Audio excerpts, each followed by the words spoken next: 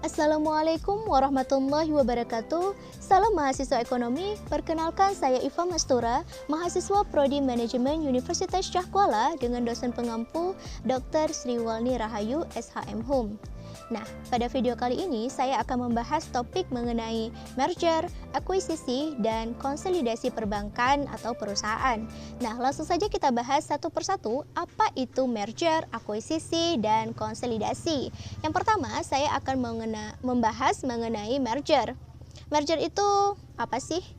Merger merupakan penggabungan antara dua atau lebih perusahaan dan hanya ada satu perusahaan yang dipertahankan tanpa melikuidasi terlebih dahulu. Contohnya misal jika suatu perusahaan A menggabungkan dirinya ke perusahaan B, maka secara otomatis perusahaan A akan kehilangan haknya lagi untuk mengoperasikan perusahaannya, sehingga yang menjadi eksis adalah perusahaan B. Ada banyak contoh perusahaan Indonesia yang melakukan merger. Salah satunya adalah penggabungan bank syariah milik bank BUMN, yakni Bank Syariah Mandiri, BNI Syariah, dan BRI Syariah menjadi Bank Syariah Indonesia. Nah, ada beberapa jenis dari merger, antara lain yang pertama, merger horizontal. Merger horizontal terjadi ketika suatu perusahaan bergabung dengan perusahaan dalam industri yang sama. Tujuannya yaitu untuk menciptakan perusahaan baru yang lebih besar dengan pangsa pasar yang lebih banyak. Contoh merger jenis ini yaitu penggabungan perusahaan Coca-Cola dengan divisi minuman Pepsi. Ketika perusahaan yang digabungkan memiliki operasi bisnis yang sangat mirip, maka biaya produksi bisa berkurang. Kemudian yang kedua, merger vertikal. Merger vertikal terjadi ketika suatu perusahaan bergabung dengan perusahaan yang memproduksi barang atau jasa yang berbeda.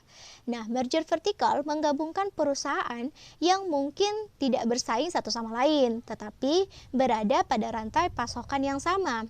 Contohnya misal dapat kita lihat dari perusahaan mobil yang bergabung dengan pemasok suku cadang.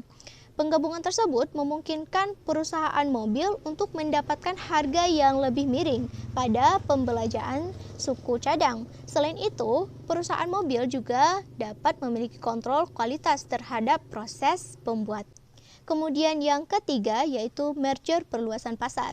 Merger perluasan pasar terjadi ketika suatu perusahaan bergabung dengan perusahaan merger yang memiliki produk atau jasa yang sama tetapi berjalan di pasar yang terpisah.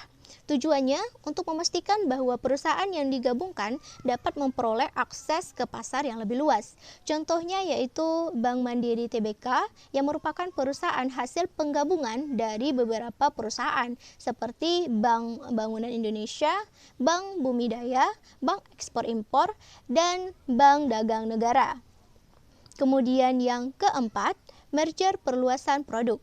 Merger perluasan produk terjadi ketika kita menggabungkan perusahaan yang berbisnis dengan produk yang saling terkait dan beroperasi di pasar yang sama. Contoh merger perluasan produk yaitu akuisisi Mobilink Telkom oleh Broadcom. Tujuannya, produk-produk Mobilink Telkom akan melengkapi produk dari nirkabel Broadcom. Kemudian, yang kelima, merger konglomerat. Merger konglomerat terjadi ketika suatu perusahaan digabungkan dengan suatu perusahaan yang terlibat dalam aktivitas bisnis tetapi sama sekali tidak terkait. Contohnya yaitu penggabungan perusahaan Walt Disney Company dan American Broadcasting Company. Nah, perusahaan yang dihasilkan kemudian dihadapkan dengan persaingan yang sama di masing-masing dua pasar setelah bergabung, seperti perusahaan individu sebelum bergabung. Kemudian selanjutnya, mari kita cari tahu apa sih itu akuisisi. Akuisisi atau pengambil alihan atau bahasa kerennya takeover adalah pengambil alihan sebuah perusahaan dengan membeli saham atau aset perusahaan tersebut. Nah, pengambil alihan itu bisa dua, pengambil alihan saham atau pengambil alihan aset. Tapi tidak semua pengambil alihan saham itu disebut dengan akuisisi. Kenapa? Karena yang disebut dengan akuisisi adalah sebuah saham atau saham-saham dalam jumlah presentasi tertentu, biasanya yang dominan dan juga dilakukan oleh persero terbatas. Jika dilakukan di luar PT, misalnya seperti CV atau UD, mereka itu biasanya melakukan pengambil alihan aset, bukan saham. Contohnya misal kalau kita ingin melakukan akuisisi perusahaan A dan B, perusahaan B ingin mengakuisisi perusahaan A, maka secara otomatis perusahaan B itu membeli saham perusahaan A. Maka saat dilakukan pengambil alihan perusahaan A, itu tidak menyebabkan perusahaan A tersebut kehilangan eksistensinya. Jadi dengan adanya akuisisi, dua-duanya masih tetap eksis. Hanya saja perusahaan B lebih mendominasi karena dia sudah membeli perusahaan A. Nah, contoh konkretnya bisa dilihat dari perusahaan Aqua yang di take over oleh Danone. Contoh lainnya yaitu entitas perusahaan grup Jarum, yakni PT Global Digital Niaga alias Blibli.com yang bersiap mengakuisisi saham PT Supraboga Lestari Tbk. Hal ini dilakukan sebagai langkah untuk mempercepat perluasan ekosistem bisnis e-commerce yang dijalankan oleh Blibli.com. Tujuan dari akuisisi itu sendiri yaitu yang pertama, melakukan ekspansi usaha bila sebuah perusahaan ingin melakukan ekspansi operasional perusahaan ke negara lain. Membeli perusahaan yang sudah ada di negara tujuan adalah salah satu cara termudah. Dengan membeli saham dari perusahaan yang sudah ada, tidak perlu dilakukan rekrutmen karyawan baru, membangun brand atau merek, serta tidak lagi untuk bersusah payah mendapatkan jenis aset lainnya. Kemudian yang kedua yaitu strategi menumbuhkan perusahaan. Terkadang sebuah perusahaan memiliki kendala seperti sumber daya yang terbatas untuk menumbuhkan bisnisnya.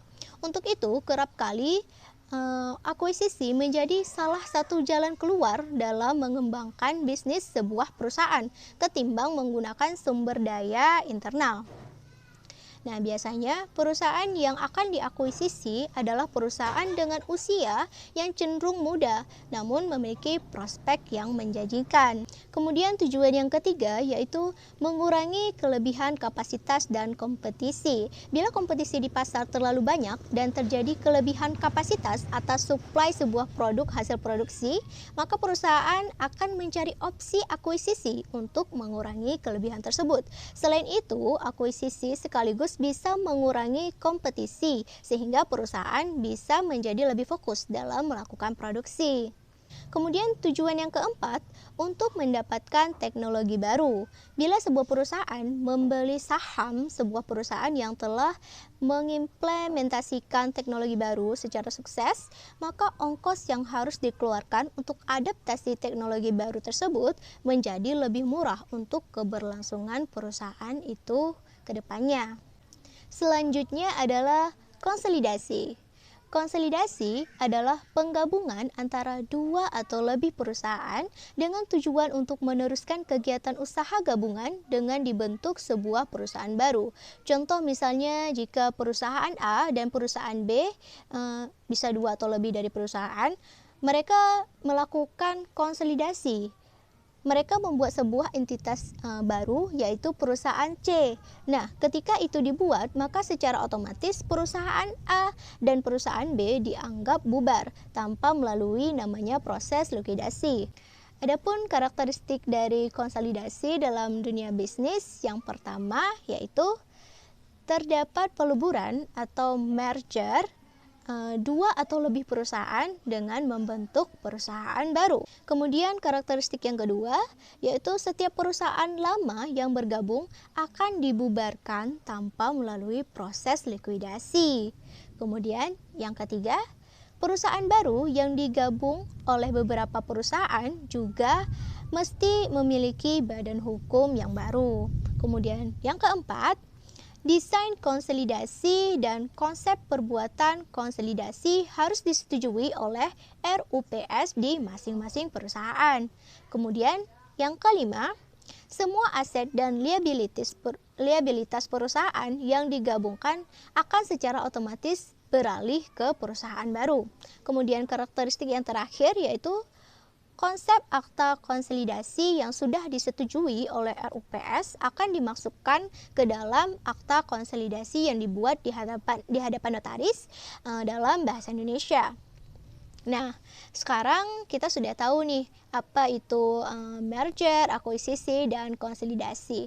Nah, sekarang kita harus tahu juga nih, ternyata ada syarat-syarat dari akuisisi, merger, dan konsolidasi yang hanya dapat dilakukan dengan memperhatikan yang pertama, kepentingan perseroan, yang kedua, kepentingan pemegang saham, yang ketiga, kepentingan karyawan perseroan, yang keempat, kepentingan kreditur, dan terakhir yang kelima yaitu adalah kepentingan masyarakat dan persaingan sehat dalam melakukan usaha. Nah, demikianlah hasil paparan saya mengenai merger, akuisisi, dan konsolidasi pada perbankan atau perusahaan. Lebih dan kurang saya mohon maaf. Saya undur diri. Wassalamualaikum warahmatullahi wabarakatuh.